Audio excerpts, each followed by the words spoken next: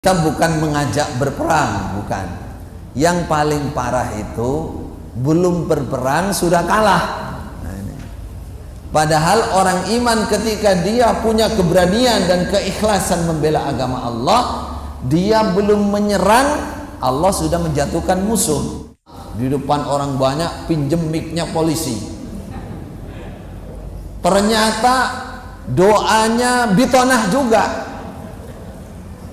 Jadi tidak cukup merahasiakan kepada manusia, mau merahasiakan kepada Allah juga. Mana ada? Allah tahu Anda bohong, berarti jagalah NKRI, jagalah persatuan, hancurkanlah pemecah belah umat. Sopo sih pemecah belah umat itu? Nah, itu coba didengarkan. Itu mau bitonai Gusti Allah, mana bisa? Jadi itu kebiasaan kita di masa lalu ya. Kita nggak sadar punya tabiat kebiasaan bohong, jadinya mau bohongi Allah juga nggak bisa. Nggak bisa. Allah tahu Anda yang memecah belah umat, itu semua umat Islam Anda kafirkan. Nah berarti ini doanya bitonah juga ini. Apalagi diartikan itu Allahumma anji aimatana, Allahumma anji jamaatana. Nanti jadi bukti itu justru penguat. Ini yang dimaksud aimatana ini bukan pemimpin negara kita, bukan. Aimatana, aimahnya mereka yang tersembunyi itu maksudnya. Jadi bukti. Maka teman-teman nggak usah khawatir, berjuang membela agama Allah, tidak boleh takut kepada siapapun, itu Islam, saudara. Dulu kalau bilang mayyuti'illah wa rasulahu yudkhilhu jannat, itu taat apa? Prakteknya apa? Taat imam daerah. Nah, itu orangnya di belakang.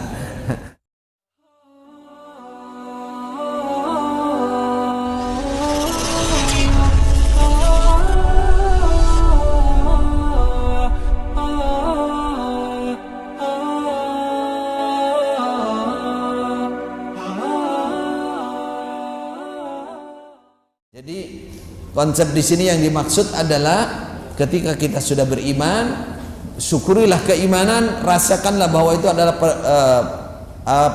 peparing dari Allah yang tidak ada duanya di muka bumi ini. Kemudian yang kelima, tidak pernah gentar dan takut menghadapi musuh-musuh Islam. Artinya begini, bahwa kita bukan mengajak berperang, bukan. Yang paling parah itu belum berperang sudah kalah. Padahal orang iman ketika dia punya keberanian dan keikhlasan membela agama Allah, dia belum menyerang, Allah sudah menjatuhkan musuh. Makanya kata Rasulullah, di akhir zaman akan ada umat Islam yang jumlahnya sangat banyak, tapi Rasulullah menggambarkan seperti buih di lautan, terombang-ambing. Bahwa apa yang menyebabkan mereka seperti itu? Kata Rasulullah, al-wahan, hubbud dunya wa karahiyatul maut. Takut, penakut. Padahal orang iman kalau berani dengan ikhlas, itu saja sudah yang akan menghancurkan Islam pasti mundur, pasti mundur. Maka kita masukkan dalam konsekuensi iman ini, karena isyarat dari firman Allah ini juga demikian, bahwa orang iman tidak boleh kehilangan keberanian untuk membela agama Allah. Innama dzalikumus syaitan yukhawwifu awliya'ah fala takhafuhum wa khafuni in kuntum mu'minin. Dari Allah langsung, in kuntum mu'minin, jika kamu betul imanmu, fala takhafuhum, jangan pernah takut dengan mereka, wa khafuni, takutlah kepadaku Allah. Hanya kepada Allah rasa takutmu itu. Jadi umat Islam jangan pernah berhenti, jangan pernah merasa tenang, karena Allah sudah menyatakan walan tarda ankal yahud walan nasara hatta tattabi'a millatahum. Tidak akan pernah berhenti. Agama lain itu tidak akan pernah berhenti untuk melemahkan Islam sampai Islam hilang. Kalau negara kita dikatakan negara rakyat yang terbanyak pemeluk Islamnya, itu pasti menjadi sorotan utama dari non muslim, pasti. pasti. Nah, kalau jadi sorotan utama berarti akan dihancurkan dari berbagai macam atau berbagai sisi. Maka ini harus kita waspadai. Dan jangan pernah takut kalau sudah ikhlas membela agama Allah, in tansurullah yansurkum. Ikhlas, jangan berpura-pura. Berdoa di depan orang banyak, pinjem mic-nya polisi. Ternyata doanya bitonah juga. Jadi tidak cukup merahasiakan kepada manusia, mau merahasiakan kepada Allah juga. Mana ada? Allah tahu Anda bohong, berarti jagalah NKRI, jagalah persatuan, hancurkanlah pemecah belah umat. Sopo sih pemecah belah umat itu? Nah, itu coba didengarkan. Itu mau bitonai Gusti Allah, mana bisa? Jadi itu kebiasaan kita di masa lalu ya. Kita nggak sadar punya tabiat kebiasaan bohong, jadinya mau bohongi Allah juga nggak bisa. Nggak bisa. Allah tahu Anda yang memecah belah umat, itu semua umat Islam Anda kafirkan.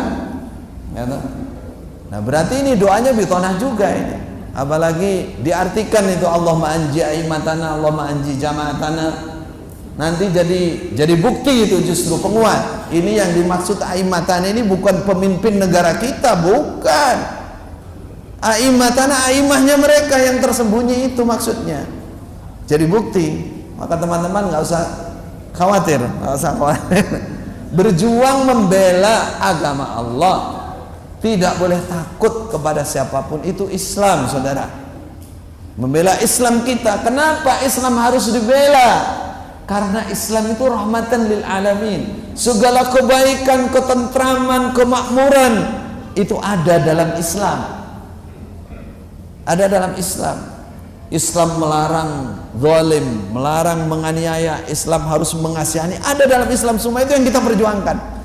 Dan insya Allah bagi orang yang hatta non muslim pun, jika mengerti apa itu Islam sebenarnya, maka dia pasti membela Islam. Karena setiap manusia nalurinya itu ingin kebaikan, ingin ketenangan, ingin persatuan. Ya, semuanya inginkan, ingin ekonominya lancar, ingin semua kebaikannya diinginkan. Itu ada dalam Islam. Itulah Islam yang kita perjuangkan. Maka jangan pernah takut untuk membela agama Allah. Itu konsekuensi iman. Yang keenam, tidak bermualat dengan orang-orang yang mempermainkan agama Islam, baik pluralisme, sekularisme, ateisme, Islamfobia dan lain-lain yang ada di depan, di sekitar kita. Ya, di sekitar kita. Subhanallah, ini perlu kita pelajari. Insya Allah satu majelis nanti kita akan menguak rahasia-rahasia ini. Sebenarnya ini musuh Islam dari dalam, menghancurkan akidah, pemurtadan secara halus lewat teori-teori seperti ini. Nah, ini maka kita hati-hati ketika menjumpai orang-orang seperti ini, jangan bermualat. Bermualat itu mencintai lahir batin, tolong menolong dengan sepenuhnya. Dengan sepenuhnya itu namanya bermualat. Berwala. Ya ayyuhalladzina amanu la tattakhidul ladzina ittakhadhu dinakum huzwan wa la'iba. Ini konsep dasarnya ya. Jangan kalian menjadikan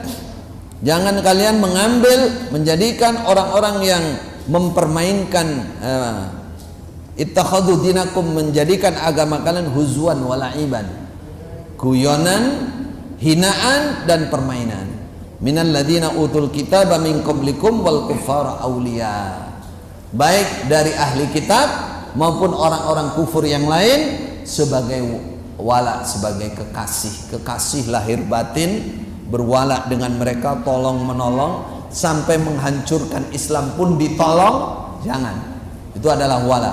In kuntum mu'minin. Kata-kata in kuntum mu'minin ini menunjukkan jika kamu betul iman, konsekuensi imanmu itu tidak boleh bermualat. Itu dilarang. Berlaku adil dan berbuat baik kepada siapapun yang tidak memusuhi Islam tanpa harus berwala dengan mereka. Itu adalah kewajiban dalam agama. Ini dalilnya belum tertulis ya. antabarruhum wa tuqsitu ilaihim. Jadi orang-orang kufur pun jika mereka adil kepada kita, baik kepada kita, Allah memerintahkan agar membalas kebaikan itu. Tidak ada dalam Islam menganiaya orang lain, tidak insaf, tidak sadar, tidak membalas kebaikan orang, tidak ada. Tapi bukan artinya menghilangkan akidah berwala dengan mereka, tidak. Yang ketujuh adalah konsekuensi iman, selalu bertakwa kepada Allah, memperbaiki pergaulan dan taat kepada Allah serta kepada Rasulullah, bertambah iman dan tawakalnya ketika disebut tentang Allah atau dibacakan ayat-ayat Allah, selalu menegakkan dan menjaga kesempurnaan sholat serta menginfakkan sebagian rezeki yang didapatkannya.